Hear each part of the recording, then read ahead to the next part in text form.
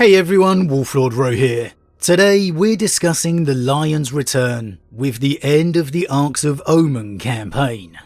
Obviously a spoiler warning to begin for the Arks of Omen the Lion chapter, but also the novel Son of the Forest as well, as I'm sure I'm going to be referencing and discussing events from there too.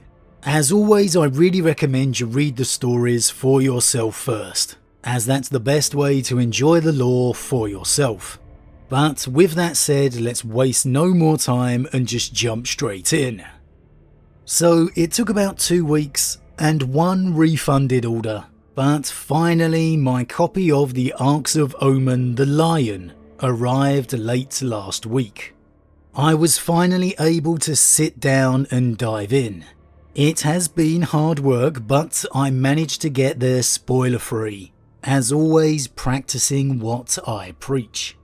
Thankfully, Son of the Forest turned up on release day, so I've at least had that to keep my interest. Now, in coming out to the other side of Arks of Omen the Lion, I've certainly got some questions and a mixture of emotions. I think the best way to dive into all of this is to just go through what happened briefly in order of events, and that way I'll discuss my thoughts and reactions along the way. So, the first real lore we received was the Lion aboard the Blood Angels cruiser Absolution's Ire, en route to their destination within the Somnium Stars. Now here he was sparring with his amassed fallen, now named the Risen, watched on by curious Blood Angels. Now this in itself was a bit of a surprise to me. Firstly, because it's pretty much an exact continuation of the Son of the Forest novel, which I know a lot, if not most of us have read, so that in itself is good. However, if you haven't, for anyone who hadn't read it, you would have opened it up and been hit by the Lion already back, and aboard a Blood Angel's vessel with a bunch of fallen. And if anyone was in that case, I would expect it to be pretty confusing. Secondly, I was very surprised to see the Lion right away. I thought we'd receive the build-up entirely from, say, Azrael's point of view, with the Lion triumphantly arriving towards the end, which more or less does go on to happen after this, so I guess this was a way of setting the stage, if you will. A bit like those previously on X-Men moments we used to get on Saturday mornings. Just kind of rounding up events and catching you up to speed. Now, we got a few interesting insights in this scene. Firstly, the Risen Knight Bors, making a note of Lion L. Johnson's reluctance to call the Imperium, instead referring to it as my father's realm. Now, Bors makes clear from his thoughts that this isn't a slight at the Emperor, or even the very people of mankind, but instead at the powers that are running it, the bureaucrats and the priests. And I absolutely love this, because the 40k Imperium is a million miles from the Emperor's intentions, the foundation of the Imperial truth. This Imperium bears virtually no resemblance to the one the Emperor intended. The Lion, as Guilliman was, would be disgusted at what's become of it. And as we saw the beginnings of in the Son of the Forest novel, the Lion's inner discontent continues here. He's dedicated to the people of mankind, not the symbol of this Imperium. I get the sense that the Lion will still be very eager to speak to his father, as he was in the Son of the Forest, one of his very first reactions and intentions when his memory returned. Though I'm not sure it's going to happen, but that's a conversation for another day. The second important insight here is in regards to the current era Dark Angels. The question of can the Risen ever be accepted? Now Bors and the rest of the Risen would still be nothing more than fallen in the Dark Angel's eyes, and it goes on to explain how obsessed and paranoid the current day chapter is. Now this again felt like a bit of a continued recapping of the Son of the Forest, without going into too much detail, laying clear that the Lion is forgiving and redeeming all of the fallen, who had no idea of Luther's true betrayal, the legionaries on Caliban who never truly betrayed the Imperium. It also lays the groundwork for the future hunt of the Dark Angels to continue, for the Lion states unequivocally, the true traitors will still be brought to justice by the edge of his blade. And it helps to add that underlying tension that will undoubtedly be there once L. Johnson has reunited with the chapter. Of course, Azrael and co are going to accept the Lion's word, most likely without any hesitation. However, it's important to not completely disregard the previous 10,000 years of history. This is going to be a very big change for Azrael and the chapter, and this is what those subtle little mentions and reminders help to reinforce. This relationship is going to take a lot of work. From there, it moved on to Azrael and the Unforgiven. Having tortured the location of Vashtor's whereabouts from prisoners of the previous invasion of the Rock, Azrael had assembled virtually the entire leadership of the Unforgiven, and they were in the process of pulling together the combined might of all the chapters. I particularly like the reference here to the Dark Angels recalling their forces from active Indomitus crusades, without any word or reason given. Across the galaxy, Indomitus crusades just finding the Dark Angel contingents completely vanished. Now this is straight up Dark Angels, but it's surely something that Guilliman will notice. It'll be interesting to see if it's before he receives word of his brother's return or after. It may be the case the Unforgiven will remain with the Lion now, or at least under his jurisdiction alone, because abandoning Indomitus crusades in force is surely something Guilliman would previously never tolerate. Even from a mere strategic perspective, he needs forces he can rely on. The Dark Angels are really proving not to be that from Guilliman's view. Now, the Lion's return pretty much rules out any form of reprimand from Guilliman. However, it would be interesting to see if we ever see him finding out about the Dark Angels' actions. Just what his reaction would be to the Dark Angels abandoning the Crusades in force.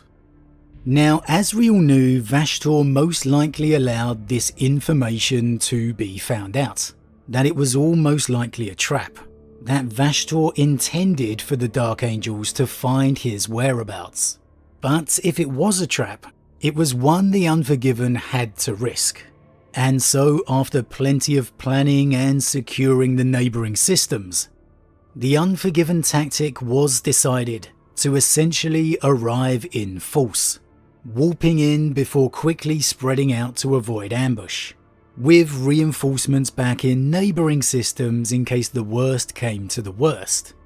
And so the Unforgiven launched their assault, where they were met by a vast enemy fleet, and we got a pretty epic fleet battle ensuing.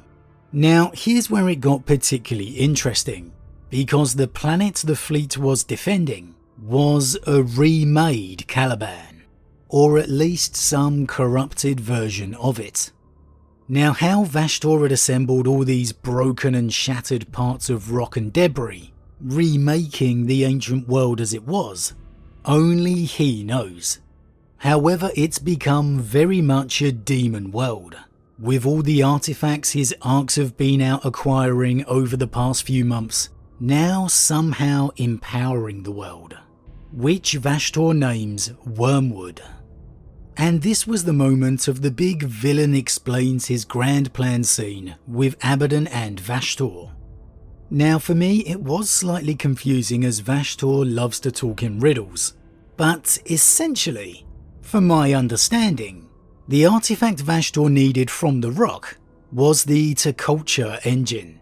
T'Kulcha, however you wish to say it, the secret engine L. Johnson was using back during the heresy, to easily navigate through all the warp storms. That was the final piece that Vashtor required to make his figurative key. The Tuculture engine, the Plague Heart, and the Ouroboros, once combined at the heart of this remade Caliban, would create a device known as the Dissonance Engine, Vashtor's key. Now, the background Vashtor gives to Abaddon for all of this is that the key and the vault he is seeking are all artifacts of the Old One's creation, from their war in heaven against the Necrons.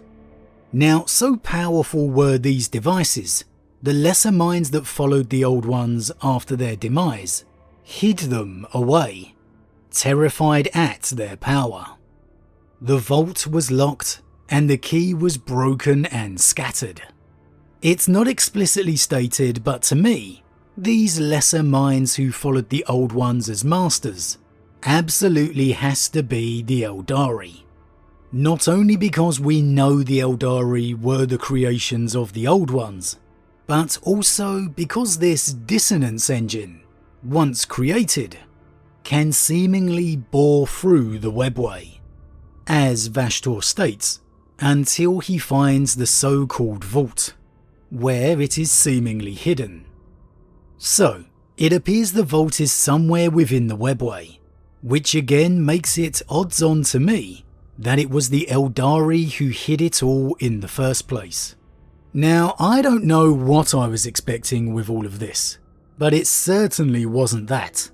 Some form of weapon or weapons created by the Old Ones that has been locked away possibly within the webway. This all makes me very curious to know what it could be. However, also on the other hand, I do wonder how powerful this artifact can be, as the Old Ones still lost the war in heaven to the Necrons and the Catan. If this artifact was so powerful, how did the Old Ones still end up losing to the Catan? It's all definitely very intriguing. However, anyway, the battle ensues. Azrael leads a planetary assault on this monstrosity of a Caliban, determined to destroy it. It goes pretty well to begin with, despite suffering heavy losses, until Angron is summoned. From there, Angron just started making absolute mincemeat out of the Unforgiven, until the timely arrival of Dante and the Blood Angels. Now, Dante broadcast the news of Lionel Johnson's return, stunning the Unforgiven fleet into silence for several moments, before he descended to the planet to help his fellow Astartes out. Now, upon Dante and the Blood Angels' arrival, Azrael's instincts were crying out to not let the Blood Angels see what was going on. However, obviously, given the situation, he needed all the help he could get.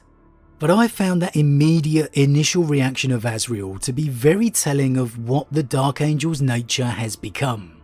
How those accusations of paranoia are really on point. Dante arrived on the planet and went straight for Angron with his sanguinary guard, and he did pretty well for a time before getting taken out. Whereupon, of course, Lionel Johnson emerged from his mist-shrouded walkways, saving Dante's life and going toe-to-toe with his traitor brother. And this, of course, was where we got some more intriguing parts for me. Azrael not only instantly realizes and recognizes that this is his Primarch, becoming overwhelmed with awe, but there's also a part of him that was ashamed almost, in thinking of all the sins the Lion has returned to see. In essence, the failure of the Dark Angels over the recent years, the invasion of the Rock, the escape of Luthor, and so on and so on. The many things that have truly gone wrong for the Unforgiven of late. And very similar to Calgar on the return of Guilliman, Azrael immediately, for all of his awe and wonder, seems to get that sense of unworthiness. Again, for me, this was a very intriguing mirror and comparison to Marneus and Guilliman's return. I'll be definitely interested to see how this plays out going forward, because it's undoubted for all of Calgar's greatness, we have definitely seen more of the doubts and insecurities within him since his Primarch walked the galaxy. Now, we didn't unfortunately get any conversation between the reunited brothers of El'Jonson and the Lion, because it's laid clear here Angron is simply too lost to the rage. He's had 10,000 years of nothing but that pure emotion. All semblance of the warrior that Angron once was is long gone. He hesitated upon seeing the Lion for a moment, seemingly recognizing him in some way, but that was about it. It was of course an epic encounter, with Angron on full-on assault mode, with the Lion using all of his knightly skill to parry and counter where he could. Eventually the Lion would drive his sword up through Angron's chest, erupting out the backside of his neck, finishing his brother by slamming his shield down into his face, hitting the floor beneath. It was an absolutely brutal ending, and an absolutely epic duel of Primarchs. Considering the Lion can feel the differences of being 10,000 years older, this was a show that he is still an absolute wrecking ball. And whilst the Lion was going toe-to-toe with his brother, we also got a brief interaction between Azrael and the Lion's Redeemed, with Azrael wondering why they seem so similar to the Fallen, and having to fight the urge to attack him. Again, I think that's a nice continuation of that Fallen versus Unforgiven storyline and narrative, one that we will undoubtedly see repercussions of continue to rumble below the surface as we move forward. Of course, as we said earlier, these Risen and Redeemed will now be part of the Unforgiven moving forward, but it's a nice way of somehow showing us this change will not be seamless, that it is going to take huge effort on both sides. I still can't wait to see Asmodee's reaction to it all, the absolute nutcase that he is. I mean, he'll probably want to interrogate El'Jonson himself. However, I digress. It all ends with the Dark Angels and the Blood Angels evacuating the planet, this now named Wormwood. The Lion voxing to the fleet that they don't have the firepower to destroy it. Abaddon feeling a mix of victory at achieving his objective, but trepidation on what another loyal Primarch return could mean, which you have to say is an understandable concern, because having El'Jonson back is a game changer. Finally, with Vashtor's artifact completed, Wormwood creates some form of warp rift, or a portal into the webway maybe, and it disappears along with the Chaos Fleet. And that's it. That's how it all ends. I'll admit I was a little disappointed we didn't get more in the way of the Lion truly being united with his chapter. We've seen that initial meeting, and we know it's happened, but that's it. At this point he hasn't even spoken to Azrael in person. I guess there's not much more you can do with that before 10th edition, as this is all about setting that up. Hopefully this means we'll get a real reunion in a novel, and I hope we truly get to see it, something picking up right in the aftermath of this encounter. With such a tenuous relationship to be built upon with the Unforgiven and the Risen, I really hope it's something we get to see covered and explored, hopefully before their codex arrives in 10th, as I'm sure I'm not the only one expecting a Risen unit of knights to arrive when that rolls around. As for Abaddon and Vashtor's victory, it all still feels like a bit of a mystery. And at this early stage, it feels like it's almost moved to a war of the webway in some kind of way. Could this maybe explain the Eldari's absence from the campaign in a major way? In knowing Vashtor's and Abaddon's success, Could the Eldari have been amassing and preparing for war inside the webway? Now that would be absolutely awesome. The Eldari unified, Drukhari, Exodites, Corsairs and Craft Welders alike. I mean, there's no two ways about it. If Chaos are now tearing up the webway, there's no way the Drukhari can't act. Personally, I think we may have just got one step closer to the big return of Asdrubael Vect, the supreme overlord of the Drukhari. The big bad to return at the end of 10th edition maybe? I wouldn't rule it out. We know these storylines take years to unravel. And of course there's that certain loyalist Primarch within the webway too, who's now undoubtedly going to be in the discussions over the years ahead. I'm still not sure I can see him returning though, but hey, you never know. But overall, yeah, I'm probably left with more questions than answers at this point, which is normally the way for these end of edition events.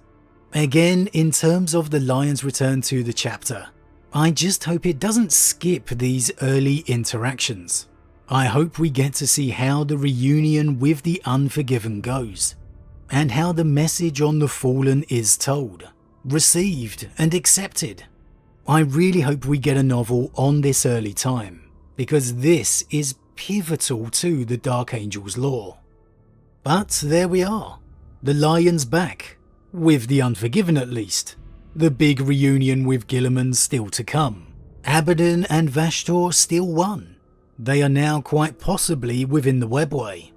And moving forward, you would expect the Eldari now to play a much more important role. What comes next is the big question, because Abaddon's war within the webway, if it is indeed that, is a million miles away from the threat of the Tyranids.